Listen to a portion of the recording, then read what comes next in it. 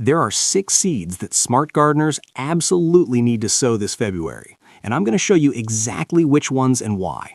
Get the timing wrong and you'll be playing catch-up all season long, but nail it right now and you'll be harvesting weeks before your neighbors even get started. So let's dive in. Now, if you love discovering seeds that are perfect for each month, do me a huge favor and hit that subscribe button and tap the bell so you never miss when I drop new growing tips. And if you find this helpful, smash that like button and share it with a fellow gardener who needs to see this. Trust me, they'll thank you later. So let's kick things off with one of my absolute must-grows every single year, and that's tomatoes. I'm obsessed with growing tomatoes, and February is honestly the perfect sweet spot to get them started indoors. Now, you might be thinking it's way too early, but here's the thing. Tomatoes need a good 8 to 10 weeks of growing time before they can handle going outside. And by starting them now, you're setting yourself up for fruit in early summer rather than waiting until August when everyone else is just getting their first ripe tomato. The secret to success with February tomato sowing is warmth. These seeds absolutely love heat to germinate. We're talking around 70 to 75 degrees Fahrenheit, or about 22 to 24 Celsius. So I'm starting mine on top of the fridge, on a heat mat, anywhere that gives them that cozy warmth they're craving. You don't need fancy equipment, just a warm spot in your house will do the trick. Here's what I'm doing today. I've got my seed starting mix ready to go, and I'm using these modular trays with individual cells. Each cell gets just 1 or 2 seeds because tomatoes don't really appreciate being crowded when they're babies. I'm pressing them in about 1/4 inch deep, that's around ½ centimeter, just enough to tuck them in nicely. And then I'm giving them gentle water with a spray bottle because we want the soil moist but not absolutely drenched. Soggy soil is a one-way ticket to damping off disease, and nobody wants that heartbreak. Now here's something most people don't realize. Not all tomato varieties are created equal for early sowing. You want determinate or bush varieties if you're short on space, but I personally go for indeterminate varieties because they keep producing all season long. The variety I'm sowing today is called Sun Gold, and if you haven't tried it, you're missing out. These cherry tomatoes are like candy straight off the vine. I grow probably 5 or 6 different varieties each year, but Sun Gold, that one's non-negotiable in my garden. Once these little guys germinate in about 5 to 7 days, they're going straight under a grow light or under the brightest windowsill I've got. They need at least 12 to 14 hours of light each day, otherwise they'll get all leggy and weak, and nobody wants sad, stretched-out seedlings. When they've got their first set of true leaves, I'll pot them up into bigger containers, and they'll stay indoors until all danger of frost has completely passed. In my area, that's typically late April or early May, but check your local frost dates because Mother Nature varies wildly depending on where you are. These tomato plants will eventually go out into the garden about 18 to 24 inches apart, that's roughly 45 to 60 centimeters, in all directions. And trust me, give them space. Cramped tomatoes are unhappy tomatoes, and unhappy tomatoes don't produce well. Right, let's move on to peppers and chili peppers, because if you thought tomatoes needed an early start, peppers are even more demanding. These guys are the slowest growers in the entire vegetable garden, and they need a solid 10 to 12 weeks indoors before they're ready to face the real world. February is honestly your last chance to get them going if you want a decent harvest. Peppers are a bit pickier than tomatoes when it comes to germination. They want it even warmer. We're talking around 75 to 80 degrees Fahrenheit or 24 to 27 Celsius. I know that sounds hot, but peppers originated in warm climates, so they're just doing what comes naturally. Without that warmth, germination can take forever or just flat out fail. I'm sowing mine today in pretty much the same way as the tomatoes, 1 to 2 seeds per cell in a good quality seed starting mix. The depth is about the same too, just 1/4 inch or so, maybe 6 millimeters if you're being precise.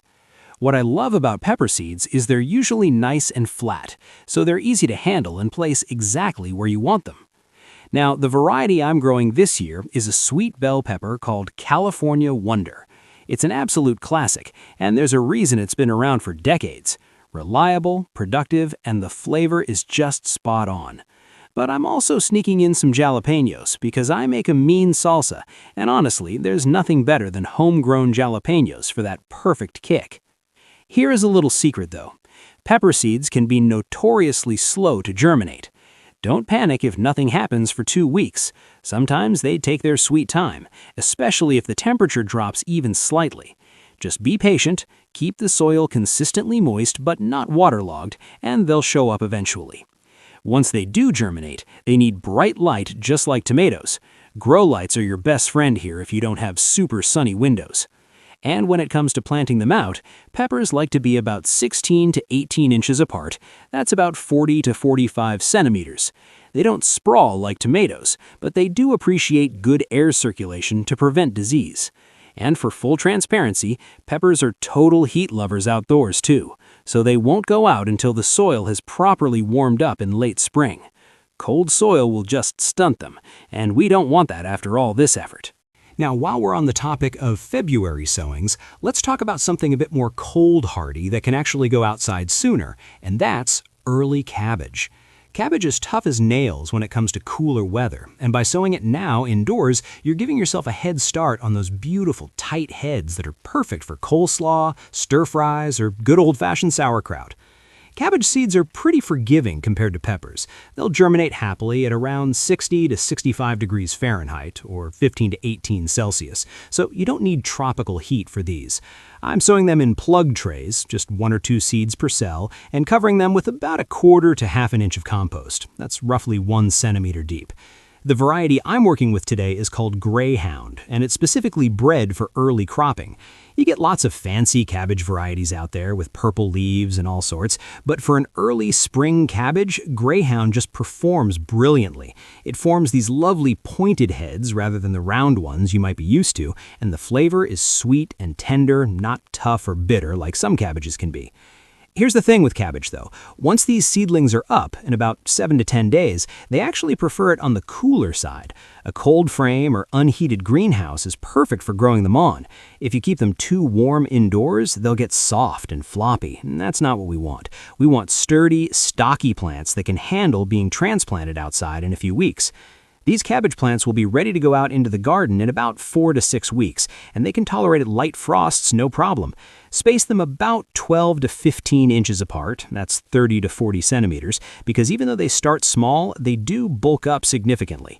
And if you're wondering about pests, cabbage does attract caterpillars later in the season, but by starting early, you often avoid the worst of that pressure. Now, real quick, before we keep going, if you're enjoying this and finding it useful, do me a solid and hit that like button. It genuinely helps more people discover these tips.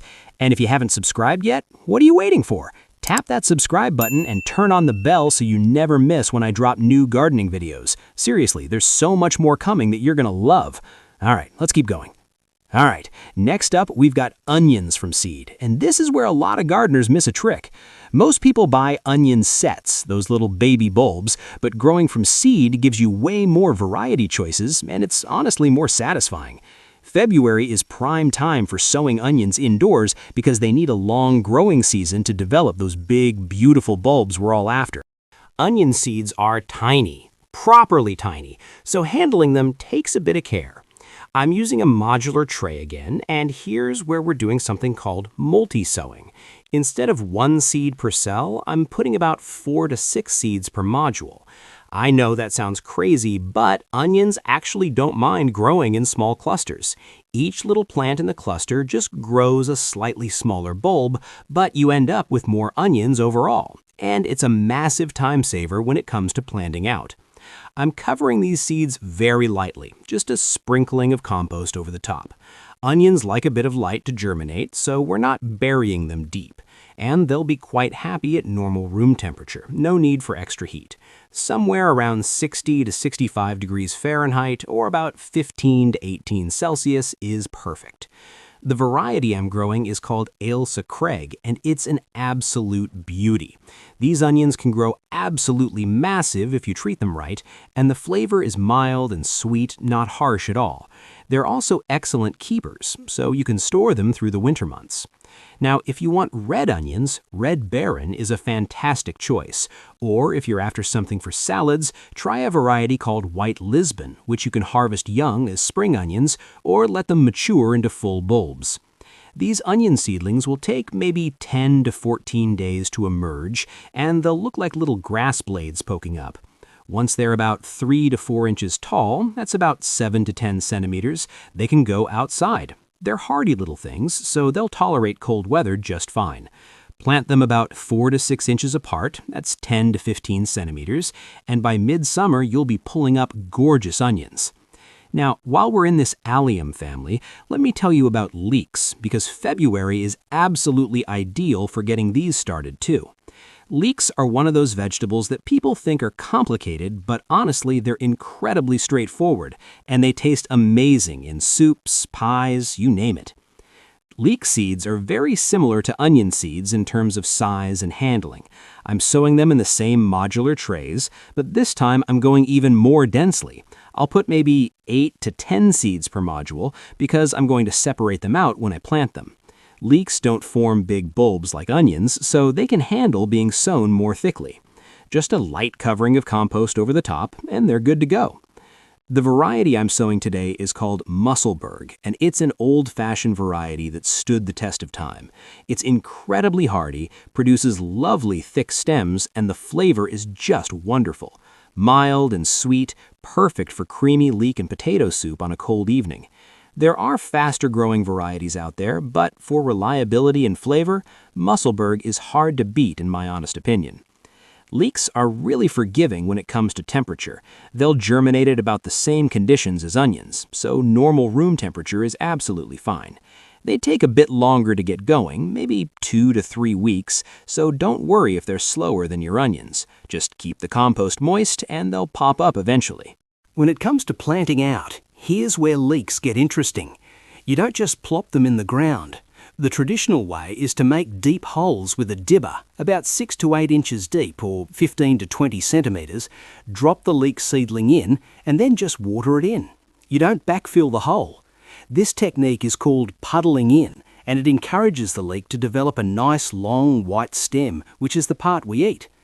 Space them about 6 inches apart or 15 centimetres and they'll be ready to harvest from autumn right through winter. Now here's something really brilliant about leeks. They're one of the few vegetables that actually improve after a frost. The cold weather makes them sweeter and more tender, so while other crops are winding down, your leeks are just getting better and better. And speaking of cold hardy crops, let me show you something I'm actually re-sowing today, and that's broad beans or fava beans if you're in the States. Now I sowed some of these back in November and they've done okay, but we had a particularly nasty cold snap a few weeks back and some of them got a bit battered by the frost, so I'm sowing a fresh batch now just to be safe. Broad beans are fantastic because they're so resilient. They laugh in the face of cold weather that would kill off most other plants. And they're brilliant for your soil too because they fix nitrogen, which means they actually improve the fertility of your garden bed. How good is that? The seeds are nice and big, so they're really easy to handle. I love sowing broad beans for that reason. You can really get tactile with them. I'm using deep pots here, either root trainers or just decent-sized modules, and I'm sowing 2 beans per pot at a depth of about 1.5 to 2 inches. That's roughly 4 to 5 centimetres deep. They like to be tucked in properly. The variety I'm going with is called the Sutton, and it's specifically bred to be compact and dwarf. It doesn't grow as tall as some varieties, which makes it perfect if you've got a smaller space or if you don't want to bother with staking. And the beans themselves are delicious. You can eat them fresh when they're young and tender or let them mature for drying. And can I just say, fresh broad beans with some mint and butter? Absolute heaven. Now, broad beans will germinate quite happily in cooler conditions. They don't need heat at all. In fact, they prefer it on the cool side. An unheated greenhouse or cold frame is perfect. They'll be up within 10 to 14 days usually, and then they'll grow on steadily even in cold weather. The only thing you need to watch out for is mice. Mice absolutely adore broad bean seeds, and they will dig them up and eat them given half a chance. So what I do is pop my pots into a clear plastic box with a lid until the seedlings are up. That way the mice can't get at them.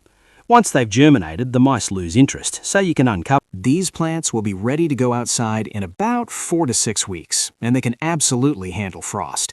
Space them about 8 inches apart, or 20 centimeters in both directions, and if you're growing a taller variety, you might need to stake them or give them some support. But the Sutton? Nah, it pretty much supports itself. And here's a fun fact for you. Broad beans are one of the oldest cultivated crops in the world. We're talking thousands of years of history. People have been growing and eating these beans since ancient times, and there's a good reason for that. They're reliable, nutritious, and they taste fantastic. Now, before we wrap up, let me just circle back to something really important. All of these seeds I've sown today, from the heat-loving tomatoes and peppers to the cold-hardy cabbages and beans, they're all about one thing: timing. February is this magical window where you can get ahead of the season and set yourself up for success later on. But here's what you need to remember: your local climate matters massively. If you're in a really cold zone where February is still a deep winter with feet of snow on the ground, you might want to wait another few weeks before starting some of these. But if you're in a milder area, you could have even started some of these crops in January. The key is to know your last frost date and work backwards from there.